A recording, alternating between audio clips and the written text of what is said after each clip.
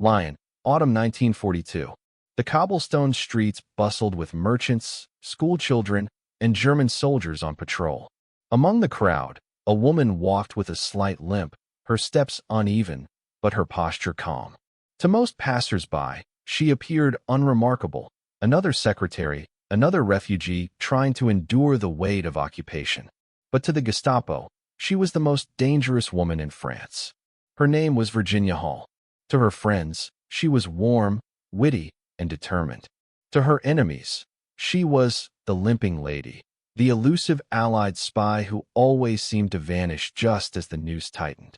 Beneath her skirt, she carried a wooden prosthetic leg she had nicknamed Cuthbert, a constant reminder of a hunting accident years before.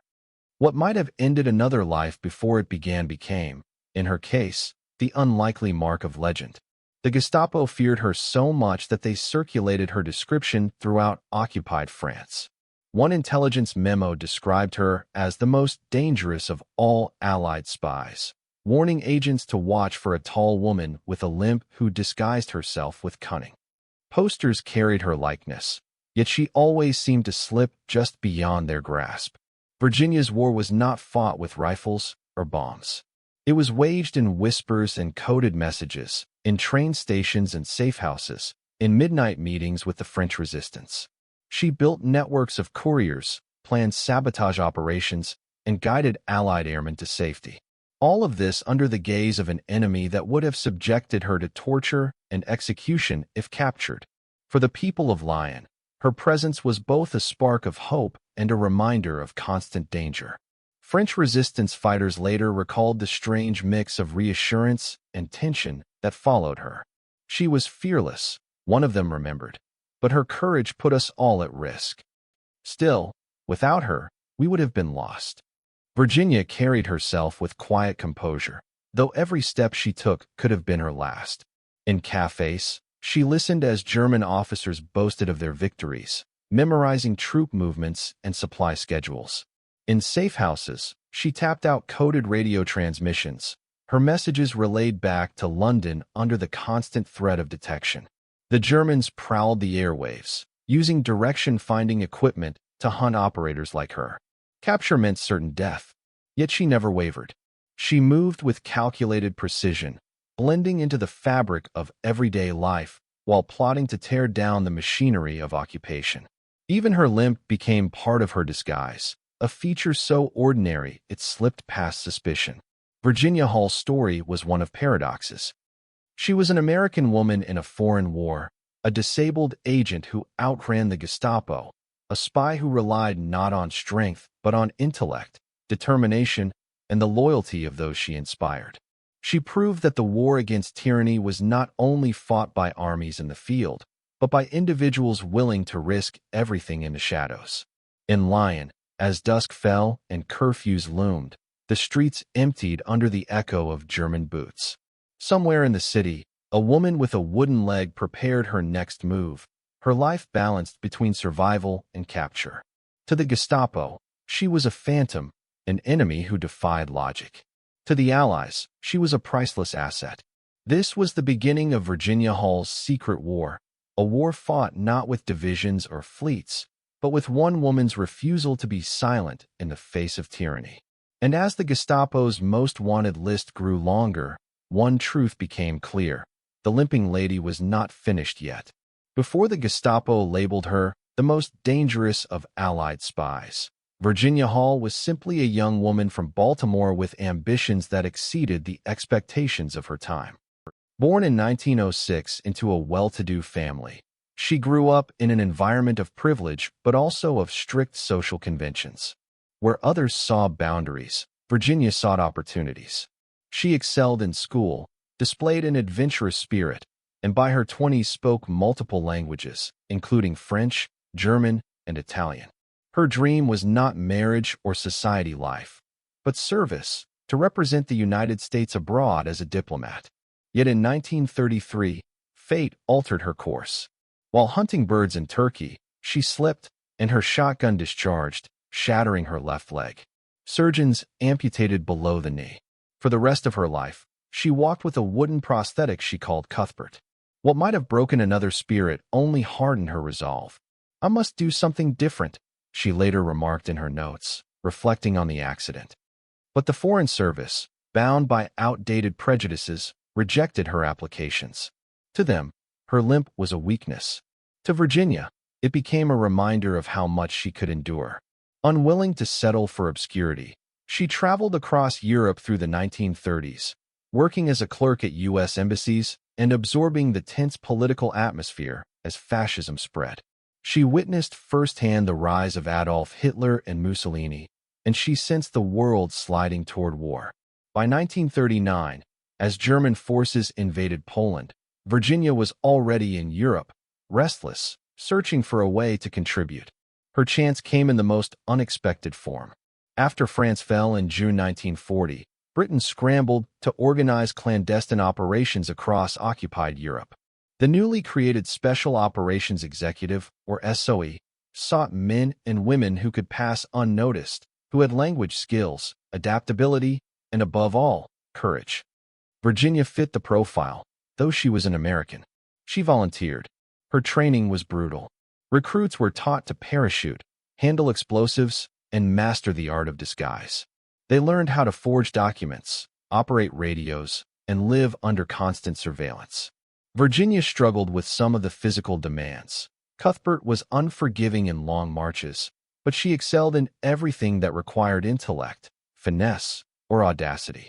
Instructors noted her sharp memory and her ability to remain calm under pressure. One fellow trainee recalled how she smiled even during mock interrogations, as if daring her captors to underestimate her. By 1941, Virginia Hall had completed her training and was dispatched to Vichy, France under journalistic cover.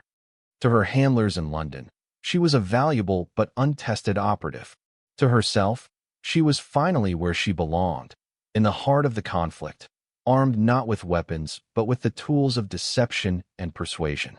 What made her an unlikely spy was not just her background or her prosthetic leg, but her persistence in a world that tried to sideline her. Rejected from diplomacy, she became the very embodiment of it, a bridge between the Allies and the French resistance. What began as the story of a Baltimore socialite had transformed into the prelude of one of the greatest espionage careers of the Second World War.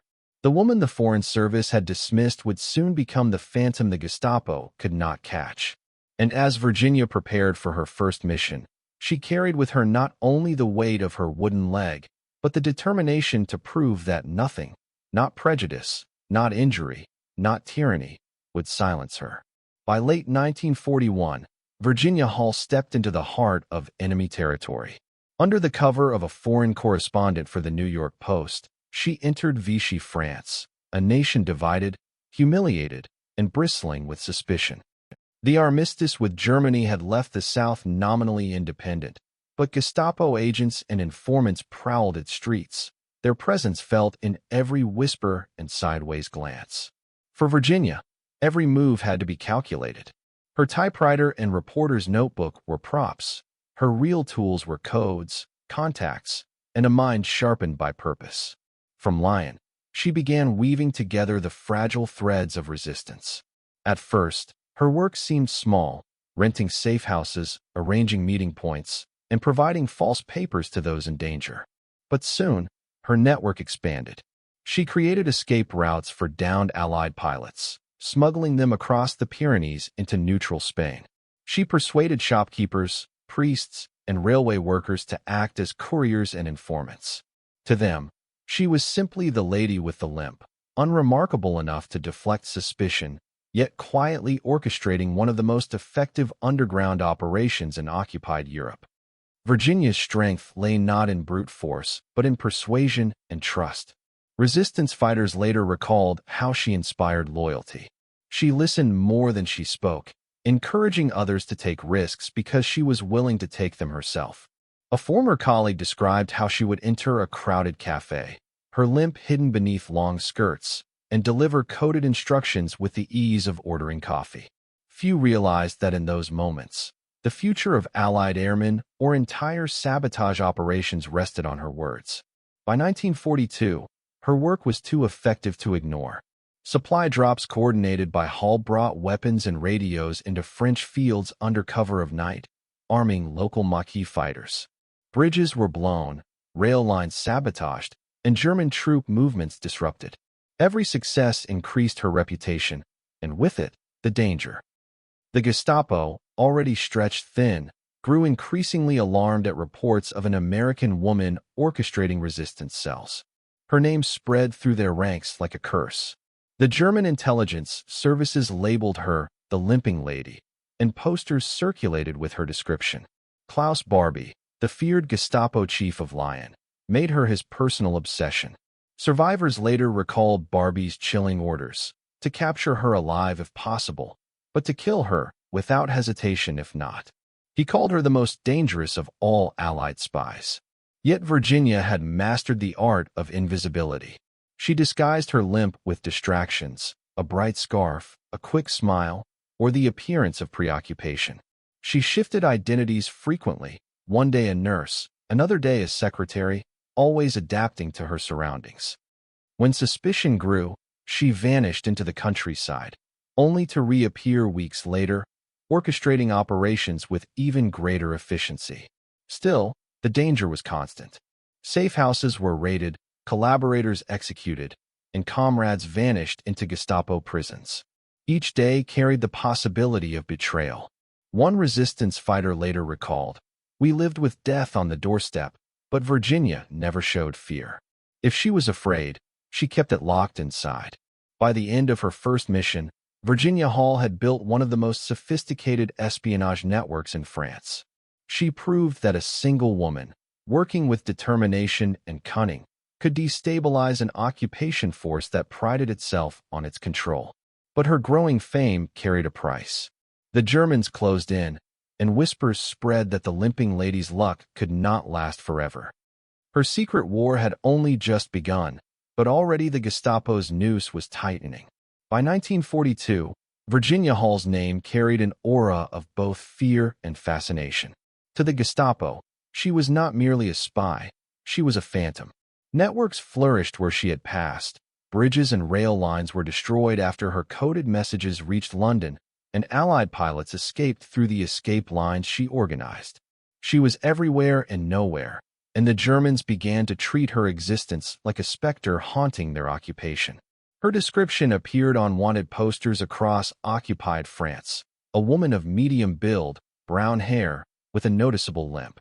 Civilians were warned to report her immediately, yet those who knew her laughed at the futility.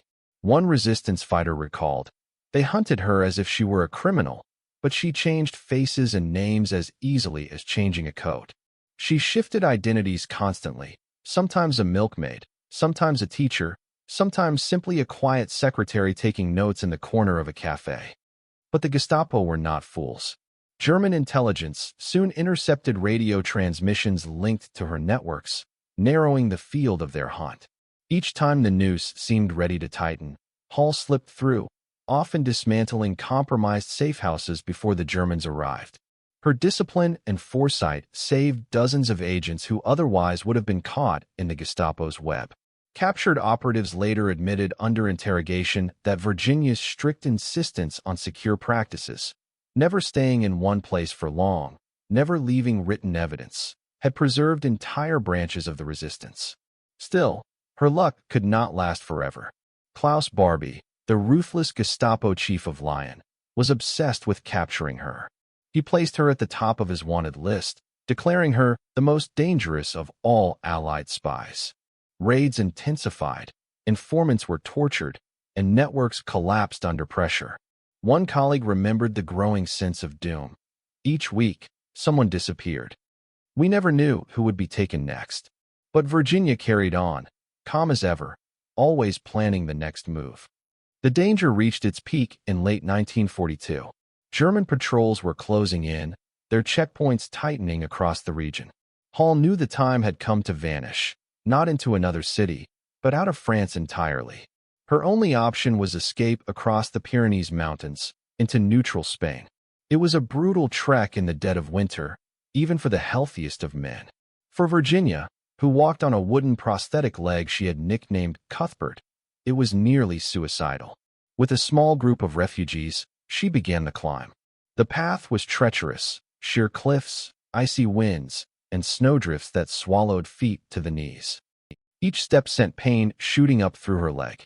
She stumbled often, but never stopped. One survivor later described her determination. "We thought she would die on the mountainside. Instead, she encouraged us, even as she bled through her stockings." The crossing nearly killed her. For days she trudged forward, hungry, freezing, and exhausted. When she finally staggered across the Spanish frontier, she collapsed from exhaustion. Arrested by Spanish authorities for illegal entry, she spent several weeks in prison before British officials secured her release. Yet word of her escape spread quickly through Allied intelligence and the resistance alike. A woman who had confounded the Gestapo and crossed the Pyrenees on a wooden leg became a legend. Virginia Hall had cheated death, but the war was far from over.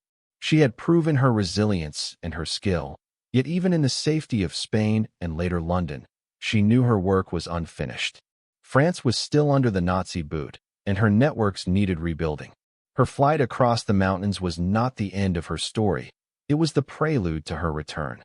The Gestapo might have believed they had driven her out for good, but Virginia Hall was far from done. Her shadow would soon fall again across occupied France. By 1944, Virginia Hall could have ended her war. She had survived the Gestapo's relentless pursuit, endured the agony of crossing the Pyrenees on her wooden leg, and proven her courage beyond question. Yet safety held no appeal. When the American Office of Strategic Services, the OSS, America's counterpart to Britain's SOE, asked for volunteers to prepare France for liberation, Hall stepped forward. She knew the risks. If captured, there would be no mercy. But she also knew the stakes. The invasion of Western Europe was coming, and the resistance needed her hand to forge chaos behind German lines.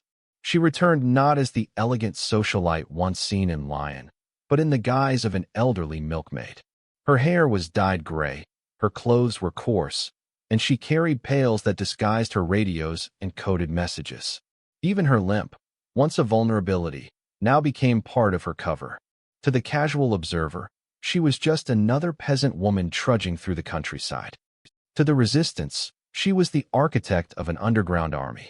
Operating in central France, Hall began weaving together scattered groups of resistance into organized cells. She trained them in the use of explosives, sabotage techniques, and ambush tactics. Villagers recalled how she taught young men, some barely out of school, to dismantle rail lines, plant mines, and vanish before German patrols could respond.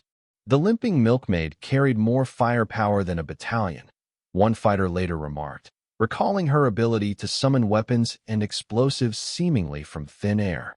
Those weapons were not conjured, but coordinated. Hall directed parachute drops of arms, ammunition, and supplies from Allied aircraft. By night, lantern signals and fields guided planes as crates tumbled down on parachutes. She cataloged each delivery, ensuring weapons reached the right hands. Within weeks, her sector was transformed from scattered bands with hunting rifles into a formidable guerrilla force. The effect on German operations was devastating. Railways critical to moving reinforcements toward Normandy were blown apart. Convoys disappeared in ambushes, their trucks reduced to smoldering wrecks. Telephone lines were cut, forcing German units to rely on slower couriers. As D-Day approached in June 1944, Hall's network struck harder. Supply depots went up in flames, bridges collapsed, and German soldiers found themselves harassed at every turn.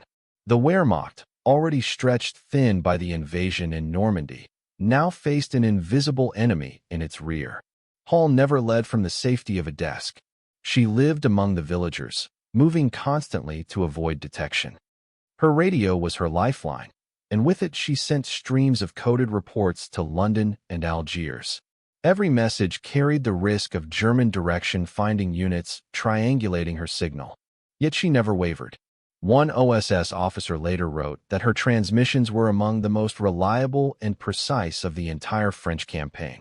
The Gestapo, humiliated by her earlier escape, circulated fresh descriptions. But now she was unrecognizable.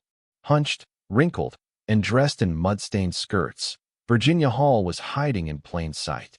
Her work built toward the crescendo of August 1944. As Allied forces advanced after the Normandy breakout, Hall's resistance fighters launched coordinated uprisings. Bridges were cut ahead of retreating German units. Columns of enemy armor were slowed or trapped by blown culverts and mined roads. Villagers rose up, emboldened by the news of liberation. What had once been the most wanted woman in France was now orchestrating a rebellion that shook the German occupation to its core. By the time Paris was liberated on August 25th, Hall's sector had played a crucial role in preventing German reinforcements from reaching the front. Her invisible hand had shaped the battlefield as surely as any division of soldiers. For Virginia Hall, this was vindication. The woman the Gestapo had once hunted as their most dangerous spy had returned, not merely to survive, but to lead the very operations that paved the way for freedom. And yet, her war was not quite over. The liberation of France marked a turning point, but darker shadows of conflict still lingered ahead. Victory in espionage was never clean, and Virginia Hall knew this truth more than most. For every mission that succeeded, there were names that disappeared into the Gestapo's prisons, comrades who would never return. The resistance networks she had built were strong, but they were not invincible. Capture and execution were constant shadows that followed every coded message, every sabotage train line, every act of defiance. The Gestapo struck back with brutal efficiency. Raids swept through villages where her agents had once moved freely. Men and women she had trained were dragged into cells, tortured for information, and executed without trial. Entire groups vanished overnight. One French fighter later remembered with bitterness how the price of one transmission could be measured in lives.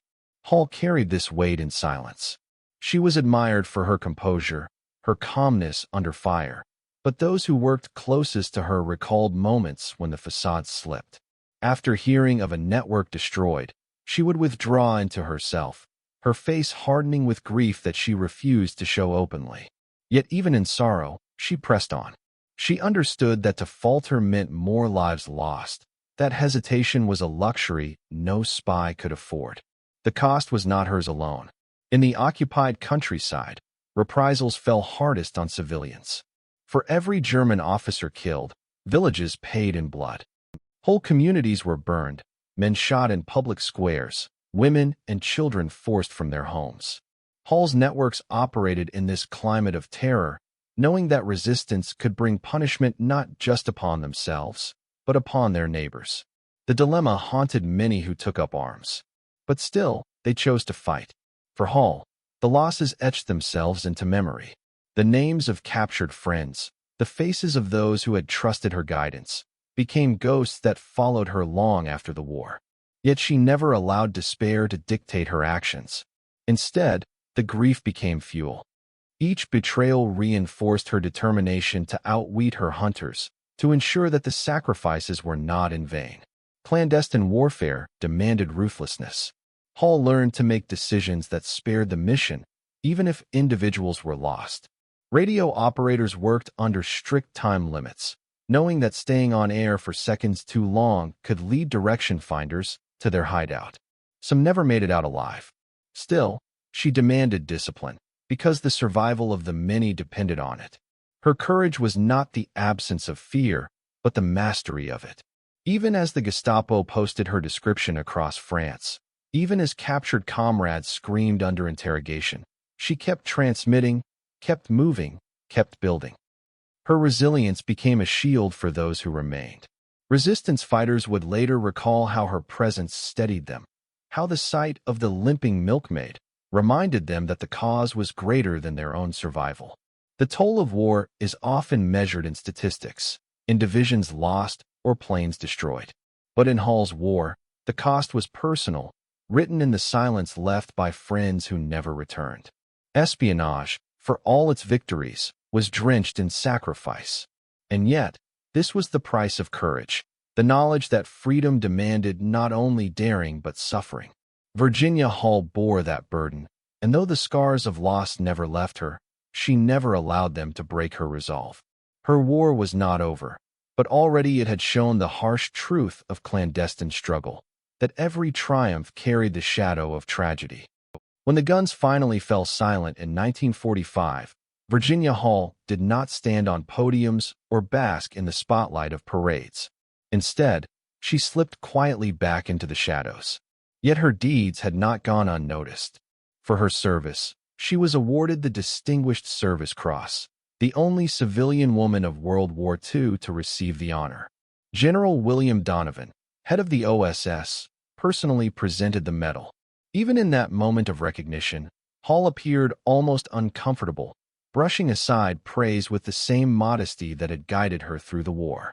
To the men and women she had led, she was already legendary. Fighters in France remembered the disguised milkmaid who organized parachute drops, the unassuming American who carried herself with the quiet authority of someone who knew the stakes. The Gestapo, too, had not forgotten. They had once described her as the most dangerous of all Allied spies. That reputation alone secured her place in the chronicles of the clandestine war. But after 1945, the world moved on. The Cold War dawned, new enemies emerged, and Virginia Hall chose anonymity over fame.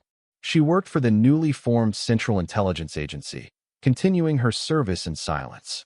Her wartime heroics remained classified, her name absent from schoolbooks and public monuments. For decades, she was a phantom in history, remembered by few, overshadowed by the grand narratives of generals, battles, and political leaders.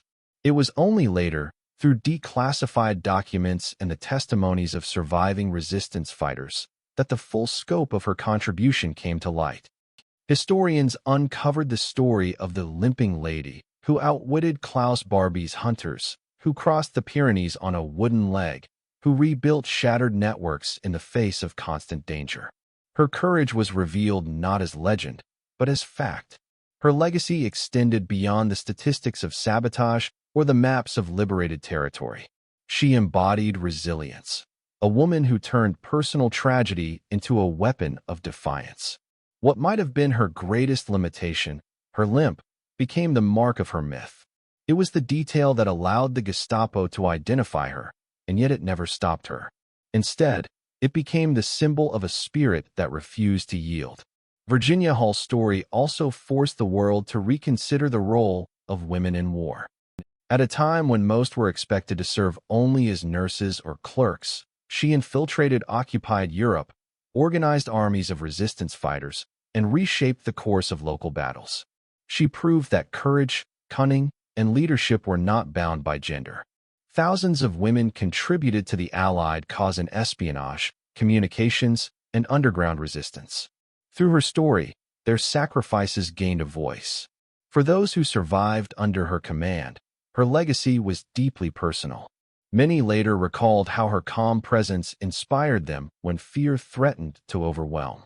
She never asked us to risk more than she risked herself, one fighter remembered.